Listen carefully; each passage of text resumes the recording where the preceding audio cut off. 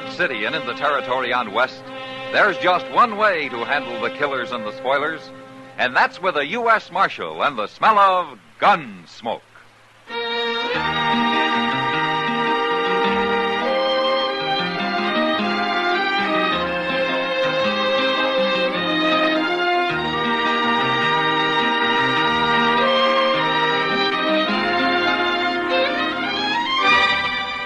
Gunsmoke, starring William Conrad. The transcribed story of the violence that moved west with young America. And the story of a man who moved with it. I'm that man, Matt Dillon, United States Marshal. The first man they look for and the last they want to meet. It's a chancy job, and it makes a man watchful and a little lonely.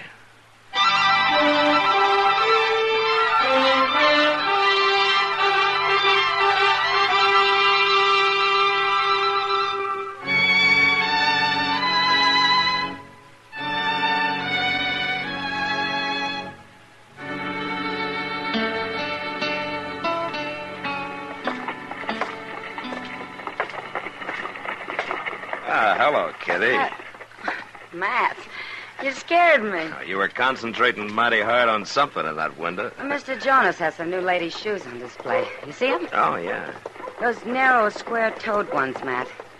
Which pair do you like best, the lace or the button? Well, tell me. Well, I don't know, Kitty. They're both fine. Well, you got to decide one or the other. Oh, no, I don't have to decide either. I'm not in the market for ladies' shoes. Well, neither am I. What? Look at those prices. $2.65 for a pair of shoes.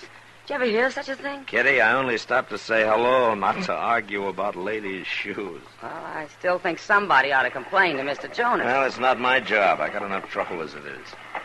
Well, I'm going in and tell Mr. Jonas what I think of his prices. Have a good time, Kitty. You bet I will.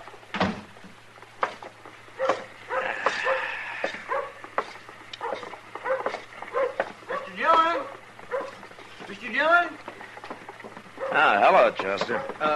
Mr. Dillon, this here is Mr. Trumbull. Oh? He come over to the office looking for you. How do you do? Marshal Dillon. You're a stranger here, Mr. Trumbull? First time in Dodge, Marshal. First time. Oh, well, what do you want to see me about?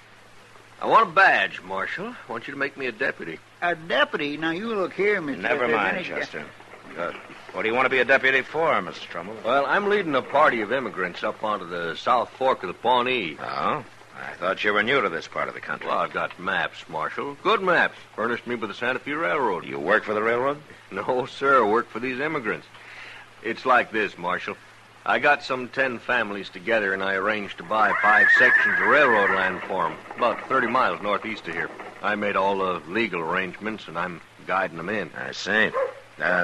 What's that got to do with your wanting to be deputized, though? Well, I thought it might be a good idea, just in case there's any squabbling when we get there.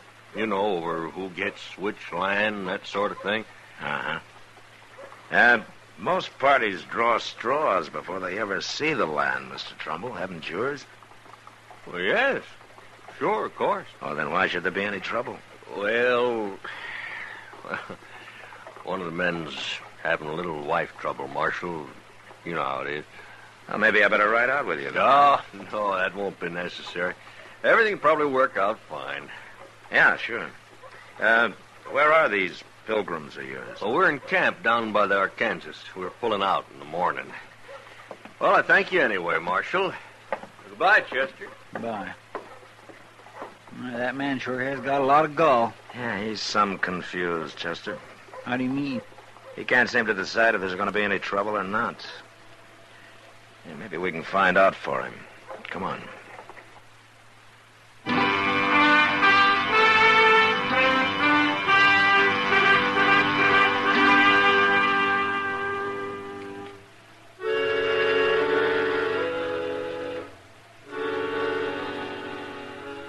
Chester and I saddled up and rode down to the Arkansas. It was easy to find the immigrant camp. A dozen wagons were scattered through the cottonwoods, and there were campfires everywhere. But the people themselves were all gathered together in a big circle. We rode up to them, but nobody paid any attention to us. Then I saw why. In the middle of the circle stood 2 men and a woman. The men were bare to the waist. and each was pressing his left forearm against the other's, while the woman was binding their arms tightly together with a stout piece of cloth. In their right hands, the men held bowie knives. What in the world are they up to, Mr. Dillon? Now, that's a way of fighting, Chester. Tied together like that, one of them has to die, maybe both of them. Yeah, you stay here with the horses. All right, sir. Will you stand aside, please? Let me through here, huh?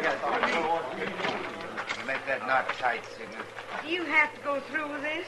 No man messes around with my wife. He didn't mean nothing by it. We was talking, that's all. Now get out of the way, Sidney. You ready, Keppert? You're a fool, Calhoun. But I'm ready. All right, hold it, you men. Stay out of this, mister. I'm a lawman, Calhoun. I don't like this kind of fighting. Now drop those knives. Both of you. I mean it. Here's mine, Marshal. All right, now yours, Calhoun. Well, can't fight an unarmed man. All right, you, Sidney. Take one of those knives and cut him loose. All right. Next time, I'll shoot you on sight, Keppert. I told you you're a fool, Calhoun. For keeping you away from my wife. Why don't you find one of your own? Wait a minute, Calhoun. I don't want any shooting.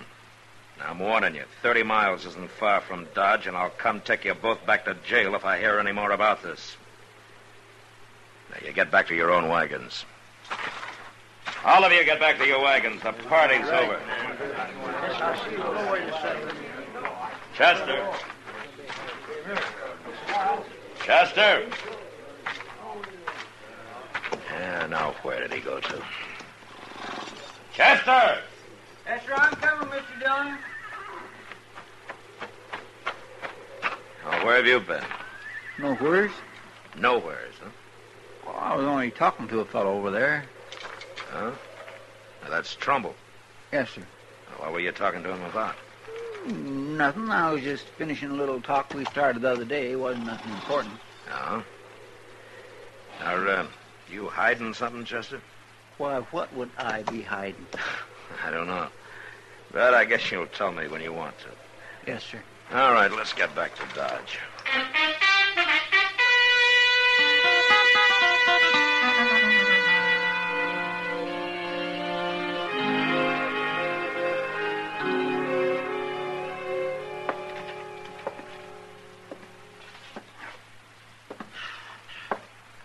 Chester, Yes, sir. if you have to pace the room like that, will you take your boots off? I'll sit down. 2 days of this is about all I can stand. Yes, sir. Oh, hello, Matt. Chester. Hello, Doc. Doc, I think I got a patient for you. Oh, well, now, you don't look sick to me. No, but I'm going to be if you don't find some way to calm Chester down. He hasn't been able to sit still for 2 days. He hasn't? Well, now, what's the trouble, Chester? Nothing, Doc. I feel fine. Well, then why can't you sit still? It's sick people who have to sit still, not well ones. Well, that depends on what you're sick with. I ain't sick with nothing, I tell you. Doc, I think he's got a wormy brain. Forevermore. All right. I'm trying to settle my mind up about something. Now, are you satisfied? Are you? No. I ain't got the money. And I don't know where to get it. Well, money for what? For to pay Trumbull with. Now, do you owe Trumbull money, Chester? No, sir. Not yet. Not yet. Oh, all right, I'll tell you. But you both got to promise not to tell nobody else about it. Trumbull says if anybody heard, I'd probably get beat out. But you'd get beat out of what, Chester? Land. Free If land. it's free, what do you need money for? For Trumbull, to fix it up for me. Look, if I give him $50 for his trouble, he's got a way to arrange for the railroad to give me a half section of land. He showed it to me on his map the other day. I showed what to you? Where my half section would be. Gracious. I'll show you the picture. Ah, that's good. Now, the South Fork of the Pawnee runs like this on here. That's right, yes, it is. And these immigrants is about 5 sections laying right next to each other. Right about Wait here. a minute, Chester. Did you say right next to each other? Yes, sir, that's what Trumbull said. Now, my half section lays on the end here. Chester, come on. Come on. Ain't you interested in this? Yeah, interested enough to ride out there. And don't worry about your $50. You're not going to need it.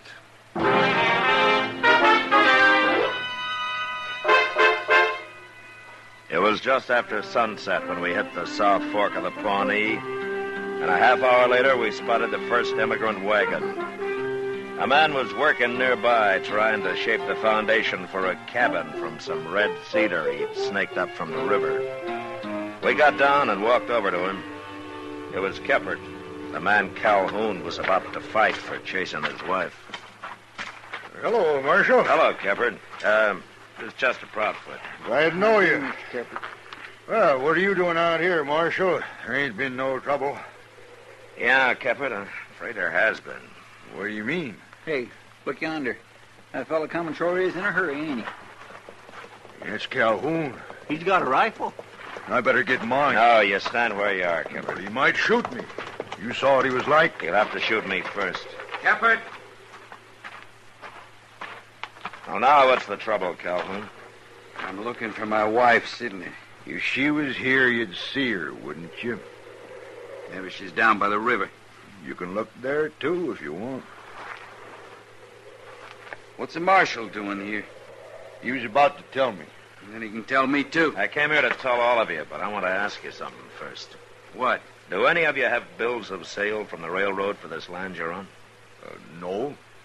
No, not yet, Marshal. Trumbull just gave us a receipt and said the railroad would send us a bill of sale. Uh-huh. But you've already paid. Sure. Each man gave Trumbull $400 for a half section. And 25 on top of that for his services. That's right. What are you asking for, Marshal? I understand these sections lie right next to each other, huh? They do for a fact. What's wrong with that?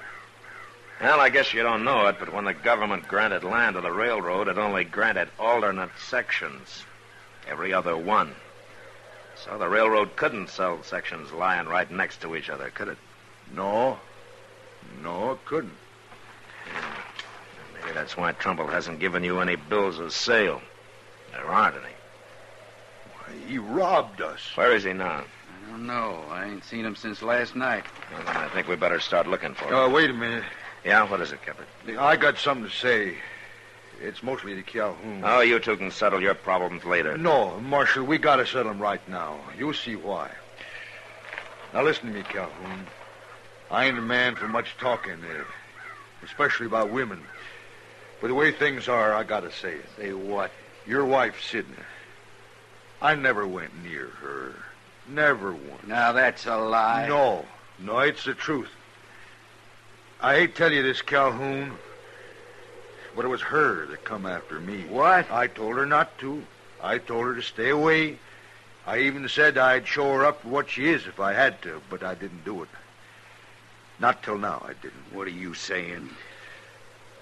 When did you see her last, Calhoun? At noon, when I come in from my dinner. Yeah. I saw her about 2 o'clock. Where? I was downriver about a mile, sitting quiet in a clump of elder, taking a little rest. Your wife rode by on the other bank. She was headed in the direction of Dodge. She was with a man. With a man? What man? Trumbull.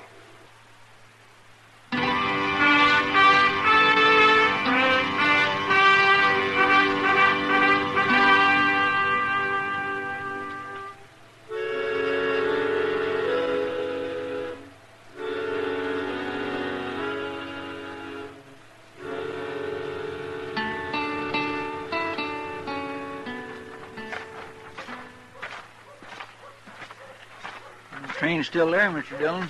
Way past midnight. It ought to be leaving in a minute. Now run up and tell the engineer to hold it, will you, Chester? All right.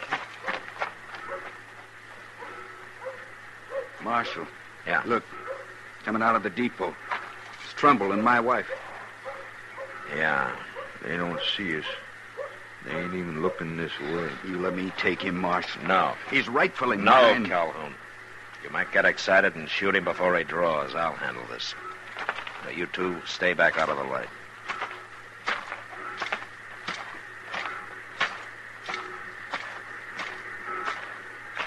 Hey, Trumbull. Marshal. Evening, ma'am.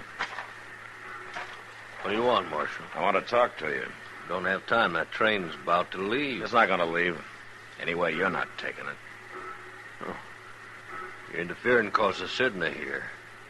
Well, she's going with me, Marshal, and that's no business of yours. I'm arresting you for robbery, Trumbull.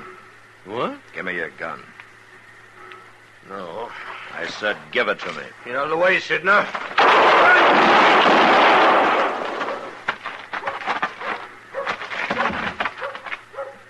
You killed him. You killed him. Jim! Is he dead, Marshal? Yeah. Keppard, see if he's got the money on him, huh? I sure will, Marshal. I didn't mean nothing, Jim. He made me go with him. It wasn't my fault. You believe me, don't you, Jim? I don't even want to talk to you. But it's true. I found it.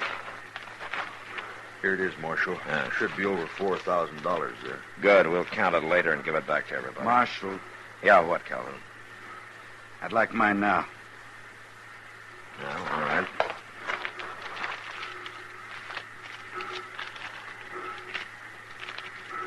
Here. $425. Thanks. Sidney, take this money. What for? Take it. But why? That's all the money I got in the world. I don't figure I owe you nothing now. What are you saying, Jim? You know what I'm saying. Yeah, sure. I know. So long, Jim. Goodbye. Calhoun, What, Kevin? I got some money coming back. I'll lend you half. After all I done to you, Can't blame me much for that. I've been a fool, Keppert. You was right. That's over and done. But I can't take your money.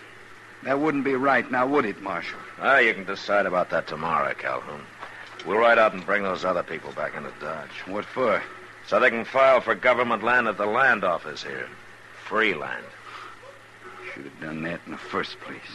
You know, I know of a fine section north of here that I'd kind of like to file on myself. Why don't you? Well, one man couldn't handle it. It'd take two men to prove it up, you know. Two good men. I might show it to you sometime if you're interested.